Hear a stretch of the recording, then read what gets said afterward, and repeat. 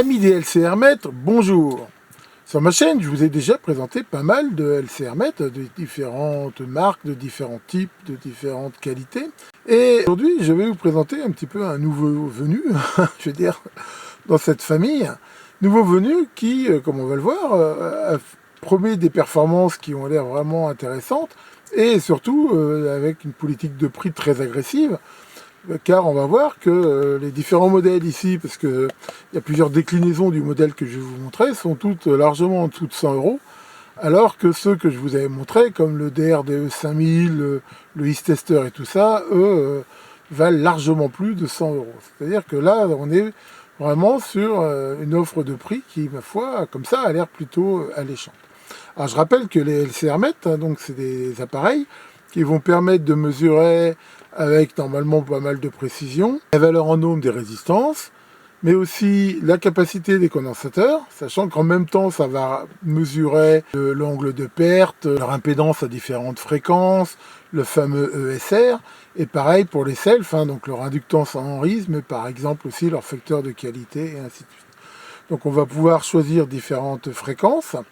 On va aussi pouvoir, avec ces appareils, souvent vérifier que les composants sont ou ne sont pas dans la tolérance qu'ils indiquent. Ça va permettre aussi éventuellement de les appairer. Donc ce sont des appareils qui sont quand même, ma foi, qu'on fait soit de la conception, soit de la réparation, qui sont vraiment très utiles. Alors, ces nouveaux appareils, ils existent, je veux dire, de deux manières. On voit qu'ils sont à peu près tous équivalents, sachant qu'il y en a quand même un qui offre en plus, comme on va le voir, la possibilité de tester les batteries jusqu'à 100 volts et leur résistance interne. Je vous avais montré il n'y a pas longtemps un petit testeur aussi comme ça de batterie. Donc là, c'est une option qu'on peut avoir. Alors, bien sûr, ça coûte un peu plus cher, mais voilà, on n'est pas obligé de la prendre. En fait, si on veut avoir que la partie LCR-MET, et on voit qu'ils ont une très grande dynamique de mesure. Ça va de 1 pico à 100 millifarad, 1 micro-henrys à 100 henrys, 10 milliohms à 10 mégohms. Voilà, et au niveau fréquence, ça mesure de 100 Hz à 100 kHz. Enfin, c'est quand même, je veux dire, plutôt très riche. Quand on reçoit cet appareil, donc, on va le recevoir dans cette coche là. Bon, elle n'est pas rigide, elle est souple, mais elle protège l'appareil, il n'y a rien à dire. Avec ici cette fermeture éclair. Donc on a ici un manuel d'utilisateur qui est en anglais. Voilà, qui explique les différentes fonctions. L'appareil en lui-même, qu'on va regarder de plus près. Des fiches comme ça. Alors là, on voit que c'est des fiches, je veux dire, normales, genre les mêmes fiches qu'on peut retrouver sur un multimètre. Voilà. Et ce petit système là. Et on a aussi là un câble USB, dans la mesure où cet appareil est alimenté par une batterie. Et que ça permet de recharger la batterie tout simplement. C'est une prise USB-C tout à fait standard. Donc ça, on va dire, c'est la version base, sachant, comme je l'ai dit, qu'on peut avoir éventuellement ce câble-là qui est pour l'appareil, qui a cette sortie-là, qui va permettre donc justement de mesurer la résistance interne des batteries. Et en option aussi, que je vous conseille de prendre, on peut avoir aussi ces câbles qui sont munis de Prince Kelvin, qui sont plus pratiques pour mesurer des composants, des gros composants qui ne rentrent pas directement ici dans les connecteurs, et de le faire de façon à éliminer la perte qu'il peut y avoir dans les fils. C'est le principe des mesures Kelvin. Sinon, l'appareil en lui-même, donc là c'est un plastique, et ma foi est assez agréable au toucher, c'est une sorte de plastique un petit peu agrippant, mais ça c'est pas mal. Bon, là on voit qu'il y a une protection sur l'écran, on va pouvoir l'enlever. Voilà. Et on a ici donc un certain nombre de touches qui permettent donc de choisir les différentes fonctions. Là on a ici ces prises là qui permettent directement de mettre des composants à l'intérieur. Par exemple, si vous voulez mesurer directement un condensateur de ce style-là, par exemple, vous pouvez directement l'enfoncer ici et le mesurer comme ça. En fait, pour tous les composants qui, je veux dire, peuvent rentrer dans ce connecteur-là, c'est ce que je conseille d'utiliser. En fait, c'est sans doute ce qu'il y a de mieux pour faire ce genre de mesure. Pareil pour des résistances, par exemple, voilà, vous avez une résistance à mesurer, vous pouvez l'insérer ici et ça va très bien le faire. Par contre, si on ne veut pas, on ne peut pas utiliser ça, donc là, c'est là qu'il faut faire un petit peu attention. C'est-à-dire que si on utilise les câbles simples qui sont livrés avec, eh ben on les branche directement, soit ici, soit ici. En fait, on peut prendre en fait n'importe lequel des deux et on va mesurer, je veux dire, entre les deux fils. Mais si on veut faire une mesure plus précise, c'est-à-dire une mesure qui utilise le principe Kelvin, il faut bien sûr mettre ça ici à l'intérieur, voilà, comme ça. Et à ce moment-là, utiliser donc ces câbles qu'on va regarder, là, qui sont ces câbles de mesure Kelvin. Voilà, ces câbles ici, hein, donc on va pouvoir en ficher directement là dans les fiches, hein, n'importe lesquelles, mais ici comme ça. Voilà.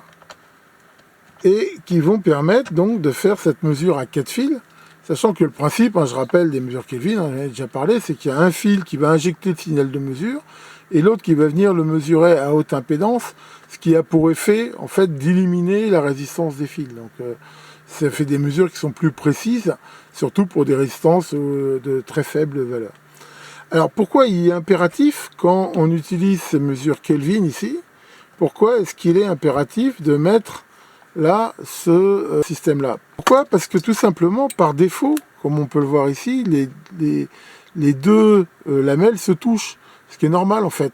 Hein, c'est-à-dire que je rappelle que quand on met ici un composant, bah, il y a le côté H ici qui vient mesurer la valeur et le C ici qui fait l'injection de courant. Si jamais on met des pinces Kelvin, mais on oublie de mettre cet isolateur, ben en gros ça veut dire qu'on les court-circuite, les deux ici, on les court-circuite là. Donc ça enlève tout l'intérêt de la chose. Donc voilà, c'est juste le truc qu'il faut savoir.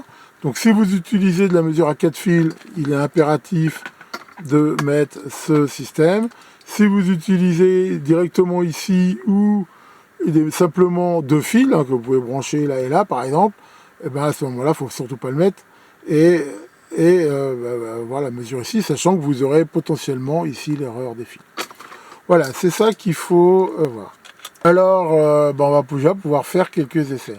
Déjà, une petite présentation rapide des boutons. Donc ça, c'est le bouton de mise en route, d'arrêt, c'est très simple à comprendre. Ici, on va pouvoir choisir la fréquence de mesure. Donc il y a plusieurs fréquences. Alors, on ne peut pas la choisir avec exactitude. On veut dire c'est des fréquences définies, hein, mais qui vont de 100 Hz à 100 kHz.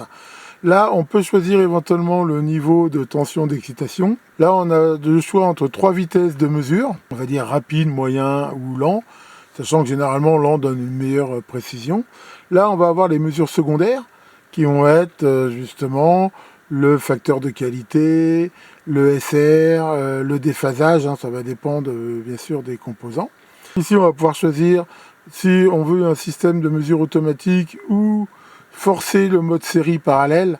Bon, je ne vais pas m'étendre dessus, mais enfin voilà, selon un peu le type de composants et leur valeur, on peut choisir un mode de mesure ou l'autre, sachant que généralement le mode automatique va bien le faire. Ici, on peut justement forcer le type de mesure. Donc là, en automatique, c'est lui qui va essayer de trouver au mieux, mais par exemple, quand on mesure des selfs, une self, elle a aussi une résistance. Donc là, si on ne veut pas mesurer sa résistance comme une résistance continue, ça peut être intéressant de le choisir. Et donc, on va pouvoir choisir ces différentes valeurs. Et si on a l'option mesure de batterie, c'est aussi ici qu'on va pouvoir faire batterie. Là, ça va permettre de naviguer un petit peu dans les différents menus. Ici, on va pouvoir enregistrer différentes valeurs. On va le voir tout à l'heure, ça peut être des fois intéressant. Et ici, une autre fonction que je trouve particulièrement utile, c'est que, comme on va le voir, on peut choisir la valeur nominale d'un composant, par exemple 100 kΩ, mettre sa tolérance attendue, par exemple une résistance de 1%, et là, automatiquement, dès qu'on va mettre un composant, il va dire s'il est ou non hors tolérance. Alors, on peut faire une première mesure. Donc là, je le mets en route, voilà. Donc là, il affiche la marque, hein, c'est Zoe. On le met en route, hein, donc je recommence pour qu'on voit bien, voilà, parce que là, j'avais des reflets. Voilà, ça démarre très vite, hein, pour ça il n'y a rien à dire. Si par exemple je veux mettre une résistance, hein, là je vais partir sur une résistance de 60 kΩ à 0,5%. Donc je l'affiche directement ici. On voit que la mesure ici est très rapide. Il m'affiche 60, 223. Après il m'affiche ici différentes valeurs qui ici ne veulent pas forcément dire grand chose, je veux dire, pour une résistance. Hein.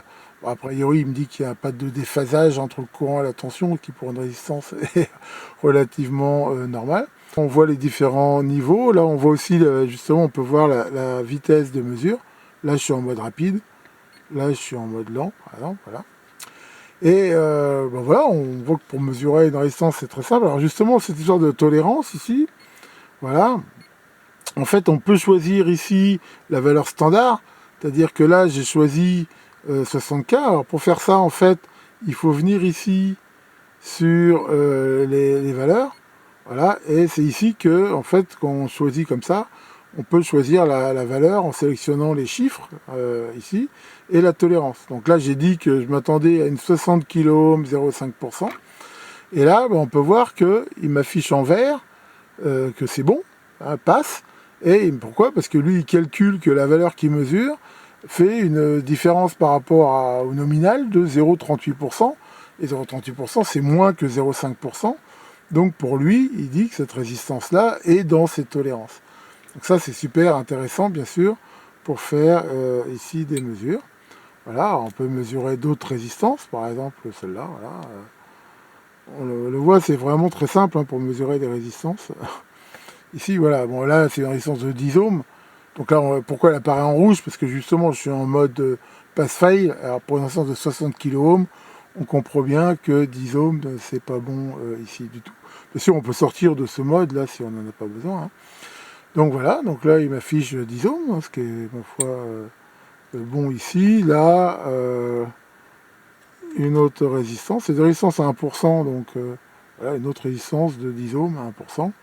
Apparemment, c'est plutôt très très bon.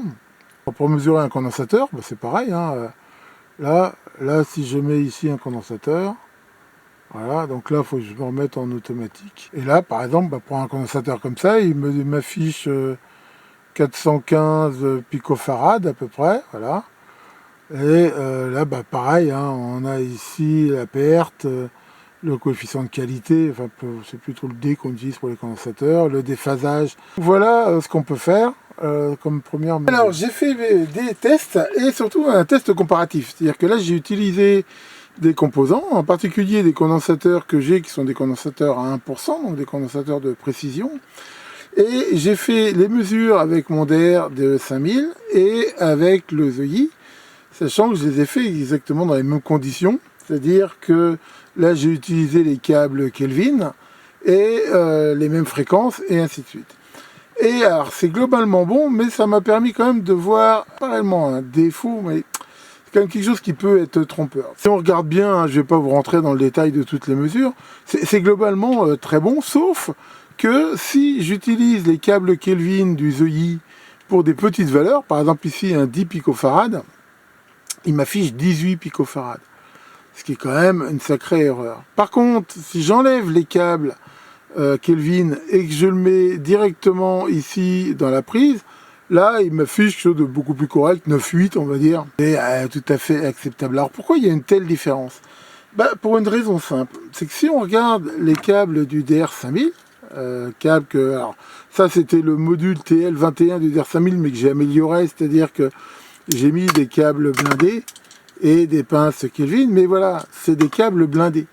C'est-à-dire qu'il y a le fameux contact de garde ici qui fait que les câbles entre eux n'ont pas de capacité parasite en fait. Et ça change tout. Alors que si on regarde les câbles qui sont vendus avec le ZEI, bah, on voit que c'est des câbles simples, c'est des simples fils, je veux dire, c'est pas des câbles blindés et la garde n'est pas connectée.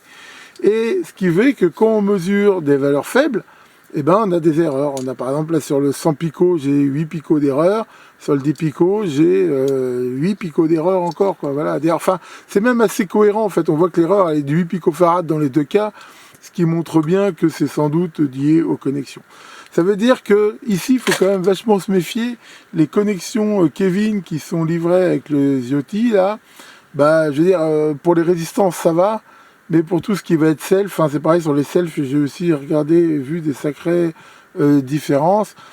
Faut y faire attention. Donc, en gros, ce que je vous conseille, c'est que si vous mesurez des petites valeurs de condensateur, mesurez-les directement ici, et là vous aurez une mesure correcte, ou alors éventuellement refabriquez-vous, parce que c'est assez simple à faire avec un PCB double face, un truc un peu comme ça, qui viendra prendre des pinces Kevin, on en trouve vraiment pas cher sur Ali ou autre, et avec des câbles blindés reliés à la garde, et là je suis sûr que vous aurez plus ces erreurs.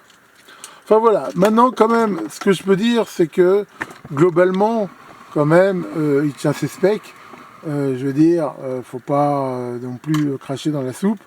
Et si on fait voilà, les mesures correctement ou pour des valeurs un peu plus élevées, on trouve bien sûr des différences, mais on trouve toujours des différences. Je veux dire, je connais pas des LCR mètres qui, même avec les mêmes condensateurs et tout, vous donneront exactement la même valeur. Surtout sur des paramètres comme le SR et tout, mais enfin, ce qu'on peut voir là, c'est qu'il y a des petites erreurs, par exemple sur le SR, mais c'est des erreurs qui sont, pour moi, dans les specs et tout à fait cohérentes, mais je veux dire, c'est pas des erreurs qui risquent d'entraîner, voilà, de faire croire qu'un ESR est bon alors qu'il n'est pas bon, quoi. Je veux dire, globalement, pour ça, c'est pas trop mal. Alors, un truc qu'il faut savoir, parce que c'est vrai que c'est pas vraiment trop bien explicité dans la doc, c'est que le mode ici, rel tolérance, ne fonctionne pas en mode automatique. C'est-à-dire que là, on voit que la fonction est auto. C'est-à-dire que c'est lui qui décide s'il mesure une résistance, un condensateur électrolytique, et ainsi de suite. Là, si on appuie dessus, en fait, il ne se passe rien. Là, par exemple, je mesure une résistance de 10 kΩ à 0,1%. Là, il faut que explicitement, je me mette en mode résistance, et là, on voit que je peux le faire. Et ici, voilà, j'ai bien rentré 10 kΩ 0,1%. Et là, il me dit que lui, il mesure ça et qu'il trouve une erreur de 0,05%. Donc, c'est tout à fait bon. Enfin, voilà, ça montre aussi quand même que, voilà, pour la mesure des résistances, je veux dire, comme ça, out of the box, il est quand même tout à fait dans ses tolérances, il n'y a rien à dire. Alors, ça peut bien sûr être intéressant, justement, de profiter de ces fonctions pour vérifier des résistances. Par exemple, je vous ai montré il n'y a pas longtemps dans un QDN que j'avais acheté tout un lot de résistance de 1/8 de watt, et si on veut mesurer des résistances très faibles, par exemple ici 1 ohm, il faut bien sûr prendre la mesure Kelvin pour être sûr d'éliminer justement la résistance des fils. Et alors bien sûr, comme j'ai dit, quand on fait ça, si on utilise les câbles là, il est impératif de mettre ici ce truc là. Dans la mesure d'avant, je ne l'ai pas mis, mais on va dire sur 10 kΩ, la résistance des câbles, c'est vraiment peanuts. On aurait dû le mettre, mais enfin, je veux dire, ça change quasiment rien, vu que la résolution n'est pas si basse que ça. Alors que pour des mesures faibles, il faut vraiment penser à le mettre. Et là, voilà, on peut voir ça ici très bien. Donc là, si je fais quelques mesures, donc c'est un petit peu au hasard, on va voir que y a de la disparité. Voilà, par exemple, la première ici, voilà, là, elle est bonne. Elle est à 0,9. Alors, bien sûr, il y a un petit peu de variation, mais enfin, bon, on va dire celle-là, elle est un petit peu limite, mais acceptable. Celle-ci, par exemple, là, elle est plutôt bonne, 0,6. Voilà. En fait, pour des résistances vraiment d'entrée de gamme comme ça, c'est pas si mauvais, voilà, 0,3. On voit quand même qu'il y a quand même des sacrées différences, ne serait-ce que d'une résistance à l'autre. Et ça, c'est quand même vraiment intéressant de le voir. Là, celle-là, par exemple, elle est très mauvaise. Elle fait 2,4 pour une résistance qui est censée faire 1%. Voilà. Alors que sa voisine, ici, elle, par contre, elle fait moins 0,7. Elle n'est pas bonne non plus. Bon, on va pas toutes les faire, mais enfin voilà, ça vous montre quand même que ça peut quand même, c'est très intéressant d'avoir un appareil comme ça, et voilà, ça montre qu'il y a quand même des sacrées disparités, alors que c'est des résistances qui sortent exactement du même lot ici. Donc ça, c'est vraiment quelque chose qui peut être très utile de savoir. Voilà, alors pour finir, on va regarder si justement, vu que moi j'ai cette option, l'option de test des batteries, qui ma foi est aussi assez performante. Donc là, encore une fois, je vais me mettre comme ça, voilà, pour éviter d'avoir des reflets. Donc là, en test batterie, en fait, c'est pareil, là c'est pas automatique, il faut aller comme ça, arriver sur, voilà, test batterie. Donc là, on peut quand même régler la vitesse de la mesure. Et en bas, on va pouvoir régler les limites qu'on veut. Par exemple, là, j'ai réglé en disant que tant que la tension est compris entre 3 volts et 4,5 volts, c'est bon. et une résistance entre 1 milliohm et 300 milliohms, c'est bon. Sinon, c'est pas bon. Et donc là, maintenant, si je prends des batteries comme ça, voilà, je peux les mesurer très facilement. Voilà, à l'aide des pinces Kelvin, là. Voilà. Et là, par exemple, là, je suis bien dans l'orange, donc là, on voit que l'affichage est blanc, ce qui est bon. Et il m'affiche ici, donc, les tensions. Là, j'ai un élément, on va voir ce qu'il vaut. Voilà, celui-là, on voit qu'il n'est pas très bon. Au niveau de tension, il est moyen, puis surtout au niveau de la résistance, il est hors tolérance, donc il s'affiche en rouge. Là, c'est un élément que j'ai sorti de ma réserve. Celui-là, a priori, il doit être tout neuf. Donc, ici, voilà. Là, il est bon au niveau de la tension, mais au niveau de la résistance, c'est pareil, il est un petit peu élevé. Bon, c'est quand même acceptable, mais c'est un petit peu élevé. Alors, bien sûr, si on trouve que les limites qu'on a mises sont trop basses, encore une fois, on peut très facilement les changer. Hein. Pour les changer, par exemple, là, si je décide que 500 milliohms, c'est acceptable, par exemple. Hein. C'est à vous, après, de choisir les valeurs. Hein. Je vous avais mis, il n'y a pas longtemps, dans un commentaire de ma vidéo sur un autre testeur de batterie, les valeurs qu'on peut attendre. Voilà, ce qui fait que si maintenant je le remesure, on voit que là, il dit que c'est bon. Encore une fois, les valeurs, c'est vous qui les choisissez, les limites, comme vous voulez. Alors, on peut bien sûr mesurer d'autres types de batteries. Par exemple, là, je peux mesurer une pile. Voilà. Donc là, elle apparaît rouge parce qu'elle est en dehors de là, mais c'est une pile 9 volts. Et voilà, qui donne ici les valeurs. Alors, il y a quelque chose aussi qui est super intéressant, et que ça, c'est le mode REC, là. Si on reste ici appuyé, voilà. On voit que, très souvent, comme j'ai dit, vous avez des packs de batteries, et là, vous allez pouvoir toutes les mesurer une par une. C'est un petit peu long, voilà. Mais là, voilà, la première, il dit qu'elle n'est pas bonne, il affiche les résultats. La deuxième, ici, toc, vous restez dessus, le temps qu'il fasse la mesure, toc, et là, il dit qu'elle est bonne. La troisième, par exemple, ici, toc, et là, il dit qu'elle est bonne. Donc ça, c'est bien sûr quelque chose de très intéressant dans la mesure où, si vous avez un pack de batteries, très souvent, hein, il y a des tas de batteries en série ou en parallèle. Alors en parallèle, ça va mesurer les trucs en parallèle. C'est pas forcément très facile si on les déconnecte pas. Par contre, si elles sont en série, là, vous pouvez vous mettre aux bornes de chaque batterie et ça permet éventuellement de découvrir la batterie qui n'est pas bonne.